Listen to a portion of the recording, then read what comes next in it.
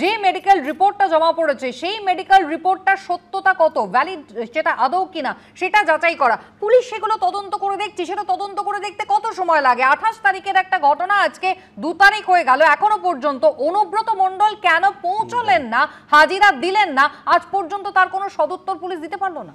দেখুন, প্রথমত ব্যাপার হচ্ছে যে অনুব্রত মণ্ডল নিজেই চিঠি লিখে বলেছিলেন যে আমি ক্ষমাপ্রার্থী, এবং এটা প্রমাণ করে এই যে এআই এর যে তত্ত্ব উঠে আসছে, আমার মনে হয় যে এটাই প্রমাণ করে দিচ্ছে যে এই ঘটনাটা তিনি ঘটিয়েছেন। অনুব্রত মণ্ডল তো আর জেসে লোক নন যাকে ক্ষমা চাইতে বলা হলো আর তিনি একেবারে ক্যামেরার সামনে বসে ক্ষমা চেয়ে ফেললেন। এটা তো হতে পারে না। পুলিশের কাছে নাকি ক্ষমা? হ্যাঁ, পুলিশের কাছে ক্ষমা। আর আরও একটা বড়, এবং সেইখানেও তিনি বলছেন যে এইটা কি করে ভাইরাল হলো, কি করে এলো, তার মানে এটা সত্যি যে তিনি এই ঘটনাটি ঘটিয়েছেন। আর বাকি রইল পুলিশের কথা। দেখুন, সবথেকে বড় ব্যাপার হচ্ছে জামিন অযোগ্য ধারা দেওয়া সত্ত্বেও পুলিশ আদৌ কিন্তু আজও পর্যন্ত, আজকে 28 তারিখ থেকে আজকে 3 তারিখ হয়ে গেল, আজও পর্যন্ত আমরা পুলিশকে কোনো রকম কোনো অ্যাকশান নিতে দেখলাম না। শুধুমাত্র কেন মানে আসার জন্য 2 বার নোটিশ পাঠানো হয়েছে, এবং ওই চিকিৎসকের একজন মানে একটা প্রেসক্রিপশন, এই ধরনের আমি বলতে চাই না, কিন্তু অনেক জায়গাতে আপনারা জানেন যে এই ধরনের প্রেসক্রিপশন কোনো জায়গায় চিকিৎসকের এই প্রেসক্রিপশন আদৌ, আমি বলতে চাই যে একজন মানুষ শয্যাশায়ী, সেখানে এটাও তো একটা মিথ্যা কথা হতে পারে। তিনি কি একটা এইটাই বলতে চাইছি যে তিনি কি আদৌ বাড়িতে শুয়ে আছেন, তিনি কি কোনো মিটিং করছেন না, সেটা তো জানতে হবে। এই পুলিশই তো তাকে মানে নিরাপত্তা দেয়, এই পুলিশই তো তার মানে হচ্ছে যে নিরাপত্তার জায়গাতে আছে। তার মানে এই পুলিশের সামনে তিনি যদি কোনো মিটিং করেন, নিরাপত্তা যারা রক্ষী থাকে তারা তো তার আশেপাশেই আছে, তাহলে এই পুলিশের সামনে তিনি যদি কোনো মিটিং করেন, পার্টি অফিসে বসেন, তার মানে পুলিশ সবটাই ব্যাপারটা জানে। কিন্তু নামটা যেহেতু অনুব্রত মণ্ডল, সেই জন্য পুলিশ হয়তো কোনো কিছু করতে ভয় পাচ্ছে। এবং এইটা পরিষ্কার দেখা যাচ্ছে যে একজন নেতা, মানে আমি বলতে বাধ্য হচ্ছি, এই তৃণমূলের আমলে কোনো নেতা থানায় ঢুকে যদি পুলিশকে আক্রমণ, এটা কি মানে পুলিশকে যদি সে জুতো পেটাও করে, আমি খুব বাজে ভাষা ব্যবহার করলাম, মানে তাহলেও আমার মনে হয় পুলিশ কোনো কিছু করবে না। আমরা পুলিশের ঊর্ধ্বের প্রতি একেবারে যথেষ্ট যথাযোগ্য সম্মান রেখেই কথা বলছি, এবং আমরাও চাই যাতে বাহিনীর মনোবল কোনোভাবে ভেঙে না পড়ে। নিচুতলার পুলিশ কর্মীরা তারাও কিন্তু ত্রস্ত হয়ে পড়বেন যদি ওপরতলার ভূমিকা এটাই থাকে। দূরত্বটা আপনাদের দেখাই, অনুব্রত মণ্ডল তিনি কতটা অসুস্থ। দেখুন, শনিবার তাকে ডেকে পাঠানো হলো, তিনি পার্টি অফিসে যেতে পারলেন, কিন্তু তিনি এসডিপি অফিসে যেতে পারলেন না। এবার দূরত্বটা একবার দেখুন, অসুস্থতার কথা বলছেন, পার্টি অফিসে যাচ্ছেন অনুব্রত মণ্ডল। দূরত্বটা দেখা যাচ্ছে বোলপুরের নিচুপট্টি এলাকায়, যেখানে অনুব্রত মণ্ডলের বাড়ি, সেখান থেকে তৃণমূলের পার্টি অফিসের দূরত্ব হচ্ছে খুব বেশি হলে 500 মিটার। সেই পার্টি অফিস থেকে আর মাত্র 1.5 কিলোমিটার গেলেই কিন্তু এসডিপিওর অফিস, যেখানে তার যাওয়ার কথা ছিল। পার্টি অফিস পর্যন্ত গেলেন কেষ্ট মণ্ডল, কিন্তু এসডিপিও অফিসে গেলেন না। আর তৃণমূলের পার্টি অফিস থেকে বোলপুর থানা হচ্ছে মাত্র 150 মিটার, সেখানেও যেতে পারতেন, যাননি। আমি এই জায়গায় সুব্রতদার কাছে একবার যাই, তাহলে সুব্রতদা, পুরোটাই অত্যন্ত পরিকল্পিত, এবং আজকে যে ছাড়টা অনুব্রত মণ্ডল পাচ্ছেন, প্রথম কথা পুলিশের নিচুতলার মনোবল, পুলিশের ঊর্ধ্বে তার সম্মান কতটা থাকছে, এবং দ্বিতীয়ত কোথাও পুলিশও কি একটা সময় দেওয়ার চেষ্টা করছে যে অনুব্রত মণ্ডল আদালতে যাবেন, রক্ষা কবচ পাবেন বা আগাম জামিন নেবেন, কোথাও সেই সময়টাই দেওয়ার চেষ্টা করছে? দেখুন, এই যে ঘটনা আমরা সবাই দেখেছি যে অনুব্রত মণ্ডল এই খারাপ ভাষা, কদর্য ভাষা ব্যবহার করেছে, এবং তারপর তার বিরুদ্ধে পুলিশ কিছু সুমোটো মামলা করেছে, একেবারেই লঘু মামলা। ওই পুলিশ অফিসারের মা বোনকে ঘিরে, মাকে আর স্ত্রীকে ঘিরে যে সমস্ত কথা বলেছে, তার জন্য যে ধারা দেওয়া উচিত ছিল, পুলিশ এসব কিছু দেয়নি।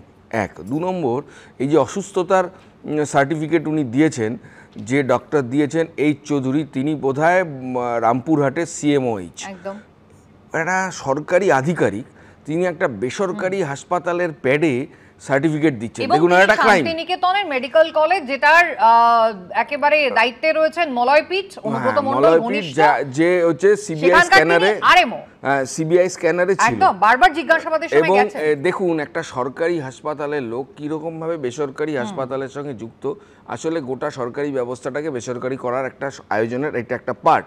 2 নম্বর কথা বলছি, এই যে আমি আজকে বলে দিচ্ছি আপনাদের, আজকে অনুব্রত মণ্ডলের করোনা টেস্ট হবে, দেখে নেবেন, আমি বলে দিচ্ছি। কারণ হচ্ছে গিয়ে সর্দির কথা আছে, আমি বলে দিচ্ছি হবে আজকে, এবং কোর্টে সেই রিপোর্ট প্রডিউসড হবে বেল পাওয়ার জন্য। আসলে দেখুন, আপনারা যেদিন দেখালেন ঘটনা, সেদিন এসপি বীরভূমের বক্তব্য আমরা সবাই শুনলাম, কি করুণ লাগছে আমনদীপকে কীরকম করুণ লাগছে যে উনি একটা কথা বলছেন, যে কথার পেছনে কোনো মেরিট নেই। আসলে এই যে কিছুক্ষণ আগে আপনারা বললেন না যে মানুষের কোনো নিরাপত্তা নেই পশ্চিমবাংলায়, এটা আসলে নিরাপত্তা আছে, গরুচোর, বালিচোর, কয়লা মাফিয়াদের নিরাপত্তা আছে, চাকরিচোরদের নিরাপত্তা আছে, এবং এটা আছে একমাত্র কারণ হচ্ছে রাজ্যের মুখ্যমন্ত্রী। ওই দিন মনে আছে, মুখ্যমন্ত্রী হওয়ার পর ওই হাওয়াই চটির আওয়াজ করতে করতে এসে দুষ্কৃতী ছাড়িয়ে নিয়ে গেছিল, ওই হাসপাতালের সামনে দিয়ে ডিজে পার্টি যাচ্ছিল, সেই কারণে ওদের পুলিশ, সেদিন পুলিশকে বার্তা দেওয়া হয়েছে, ভাই অনেক হয়েছে, আমার দলের লোককে কোনো ব্যবস্থা নেওয়া যাবে না। কাজল শেখ এখনো দুপায়ে দাঁড়াতে পারেনি, যে দুপায়ে দাঁড়ালে টাকা তুলে কামাক স্ট্রিট আর কালীঘাটে পাঠানো যায়, তাই এখনো কেষ্টর ওপর নির্ভরশীল। ওখানে বালি মাফিয়াদের টাকা, কয়লা মাফিয়াদের টাকা, সেই টাকা কালীঘাটে কামাক স্ট্রিটে যায়, সেই কারণে কেষ্টরকে ছাড় দেওয়া হয়। তৃণমূল সাংসদ সৌগত রায় তিনি কিন্তু অত্যন্ত লজ্জিত, এমনটাই বলছেন। দলের শৃঙ্খলা রক্ষা কমিটির ব্যবস্থা নেওয়া উচিত কেষ্টমণ্ডলের বিরুদ্ধে, এমনটাই তিনি দাবি করছেন। লজ্জাজনক, রাজনীতির ভাষায় যদি অশালীন কথা চলে আসে সে তো খুবই খারাপ। বলতে চাই এটা অন্যায়। দলের এবং দলের শৃঙ্খলা রক্ষা কমিটিরই এই ব্যাপারে সিদ্ধান্ত নিতে হবে। শতরূপাতি, দেখুন দলের অভ্যন্তর থেকে কিন্তু ইতিমধ্যেই আওয়াজ উঠতে শুরু করেছে। শৃঙ্খলা রক্ষা কমিটি তৃণমূলের একটা দুটো নয়, তিনটে শৃঙ্খলা রক্ষা কমিটি রয়েছে, তাদের কিন্তু অনুব্রত মণ্ডলের বিরুদ্ধে ব্যবস্থা নেওয়া উচিত বলছেন সৌগত রায়।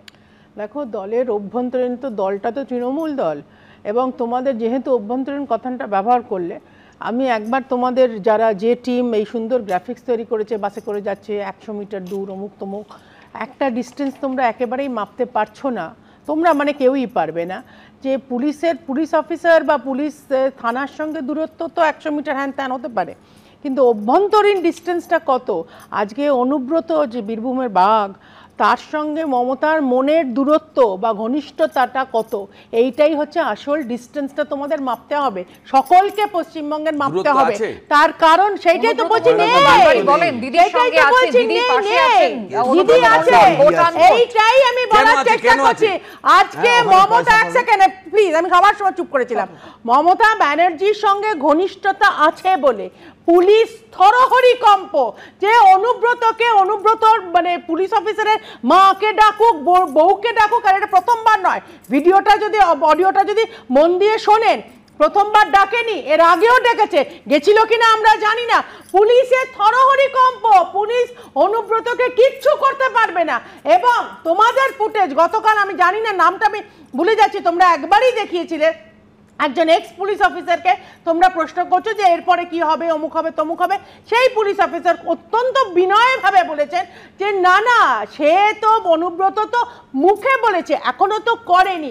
এই হচ্ছে পুলিশের বেচারা মনস্থ অবস্থা, এবং সেই নিয়ে আমরা 4 দিন ধরে আলোচনা করে যাচ্ছি। এবং তুমি তোমাদের প্রতিনিধিকে ওখানে জিজ্ঞেস করো বীরভূমে, ইতিমধ্যে অবনীন্দ্র ঠাকুরের বাড়ি ভেঙে গুড়িয়ে দিয়েছে এই তৃণমূল সরকার, যারা ক্লেম করে যে তারা নাকি বাংলা প্রেমে মস্ত, বাংলা বিরোধী আমাদের পরে অবনীন্দ্রনাথ ঠাকুরের বাড়ি ভেঙে গুড়িয়ে দিয়েছে। এবং এই বিধানসভা মানে তো ওখানকার যে বিধায়ক পর্ণা বোধহয় কাউন্সিলের চেয়ারম্যান ওখানকার, সে ফোন পর্যন্ত ধরছে না। এইগুলো যে হচ্ছে, এইটা দিস ইজ দ্য কভার।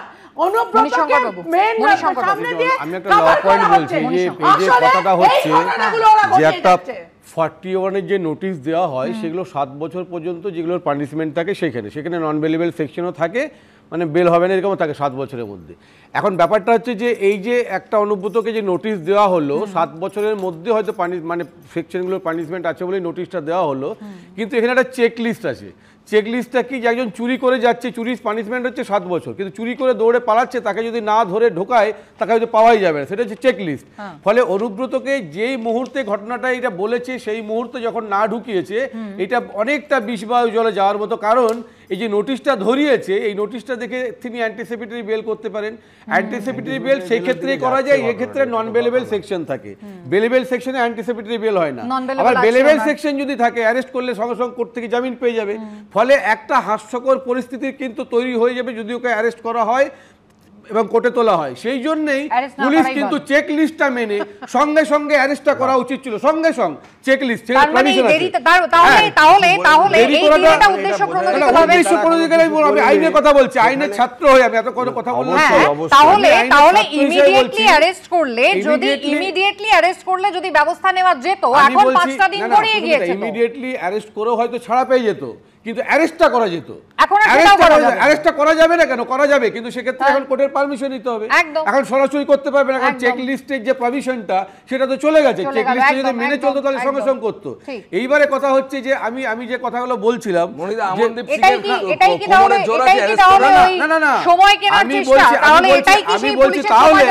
আমি বলছি তাহলে আরেকটা প্রভিশন আমি বলছি যে এই যে অনুব্রত, দেখবেন কয়েকদিন আগে কিন্তু হাইকোর্ট থেকে কিন্তু পোস্টপোল ভায়োলেন্সে অনেকজনের জামিন খারিজ হয়ে গেছে, আবার ঢুকিয়েছে। এই ক্ষেত্রে যে উনি যে বেলটা পেয়েছেন দিল্লির থেকে, ওনার কিন্তু টার্মস কন্ডিশন আছে, সেক্ষেত্রে সিবিআই কিন্তু একটু দেখছে হাসির খোরাকের মতো, তিনি কিন্তু অ্যাকশন নিতে পারেন। এবং আমি বলছি আজ নয় টুডে আর টুমরো কিন্তু অ্যাকশনটা নেওয়া হবে, দেখবেন ওই কেসে উনি কিন্তু কনসিকুয়েন্সটা ফেস করতে হবে, এবং সেটাই আমরা চাই। যিনি এরকম আপনি তো বলেছেন ভারতবর্ষের সব জনে ঘটনা ঘটে, যে মেডিকেল সার্টিফিকেট পুলিশকে দিয়েছেন তা নিয়েও কিন্তু বিতর্ক তৈরি হয়েছে। মলয়পীঠ, অনুব্রত মণ্ডল ঘনিষ্ঠ বলেও পরিচিত তার মেডিকেল কলেজের একজন চিকিৎসক ওই সার্টিফিকেটে সই করেছেন। প্রশ্ন উঠছে, তাহলে প্রভাব খাটিয়েই কি এই মেডিকেল সার্টিফিকেটটা বের করিয়েছেন কেষ্ট মণ্ডল? পুলিশি তলব এড়াতে যে মেডিকেল সার্টিফিকেট জমা দিয়েছেন অনুব্রত মণ্ডল, তা নিয়েই এবার তৈরি হলো বিতর্ক।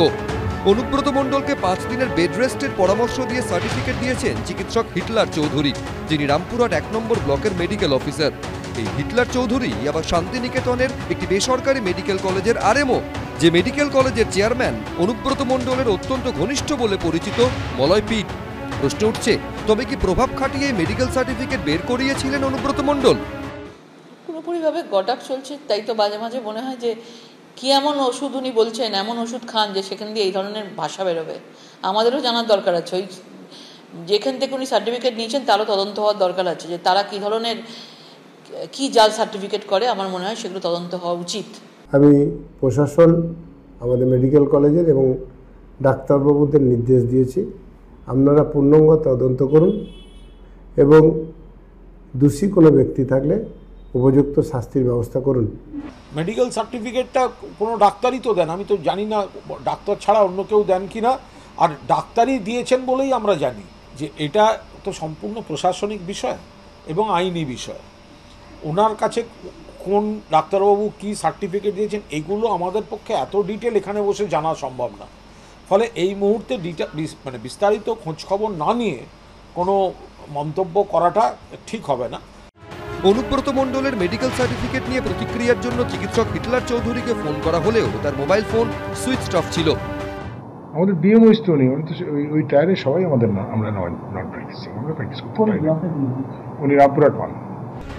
সরকারি অফিসার কিনা বেসরকারি মেডিকেল কলেজের আরএমও, তিনি আবার অনুব্রত মণ্ডলকে মেডিকেল সার্টিফিকেট দিয়েছেন। সব মিলিয়ে বিতর্ক তুঙ্গে। ভাস্কর মুখোপাধ্যায়, আশাবুল হোসেন, দীপক ঘোষ, এবিপি আনন্দ। মণিশঙ্কর বাবু, আমরা কাকে নিয়ে আলোচনা করছি? এই যে ডক্টর হিটলার চৌধুরী, রামপুরহাট 1 নম্বর ব্লকের মেডিকেল অফিসার, তিনি একজন সরকারি চাকুরিরত ডাক্তার, তিনি কিনা একটা প্রাইভেট মেডিকেল কলেজের আরএমও, তিনি এই মেডিকেল সার্টিফিকেটটা লিখে দিচ্ছেন। না, আমি যতটুকু জানি যে আরে যে এরকম একটা পদমর্যাদা তিনি প্রাইভেটে কি করে প্র্যাকটিস করবে সেটা আমি একদম জানি না, সেটা আমরা ঠিক করতে হবে। কিন্তু আমি যেটা বলতে চাইছি, এতক্ষণ ধরে তো আমরা পুলিশের বিরুদ্ধেই বললাম, এখনো বলছি এই যে অ্যারেস্ট হলো না বলে এই যে হাস্যকর জায়গায় চলে যাচ্ছে সেটাও বলছি। কিন্তু যারা এই যে লকেট ম্যাডাম যে কথাগুলো বলছেন, এই অনুব্রতর বিরুদ্ধে বা আরো যাদের বিরুদ্ধে সিবিআই ইডিতে এত ঘটা করে অ্যারেস্ট করা হলো, সেই মামলাগুলোর কোনো দেখছেই না আমরা যে কি হতে পারে। কেন, যদি সত্যি সত্যি দোষ করে তার কনভিকশন হবে না? কনভিকশন হবে না যদি সত্যি সত্যি সে করে থাকে। এখন সিবিআই পুরোপুরি তৎপর। আমার তো মনে হচ্ছে অনুম মাঝি কোল বলুন না, আজকে কোলের এত গরুকে লোকের কাছে হাস্যকর হচ্ছে না। আমি বলছি বেল পাওয়াটা প্রশ্ন সেই আবারও সেটিং এ সুব্রতদা শর্ত সাপেক্ষে ছাড়া পেয়েছেন অনুব্রত মণ্ডল, কিন্তু একেবারে যেভাবে তিনি নিজের লাইফস্টাইল আগেও লিড করতেন, এখনো কিন্তু সেই দুর্দান্ত প্রতাপ অনুব্রত মণ্ডলজির স্বভাব।